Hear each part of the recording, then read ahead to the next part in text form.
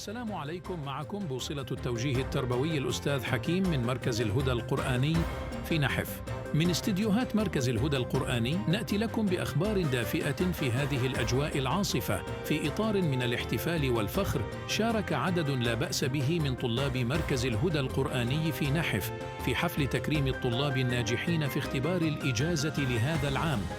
ومن بين الحاصلين على الشهادة تألق الطالب محمد عمر حاج بشكل خاص، حيث تمكن من تحقيق أحد المراكز العشرة الأوائل.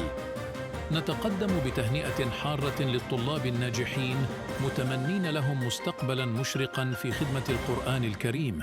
يؤكد المركز على استمراره في رحلته لخدمة القرآن وتطوير مهارات الطلاب، مع التزامه الدائم بتقديم أفضل الخدمات والدعم للطلاب المتفوقين.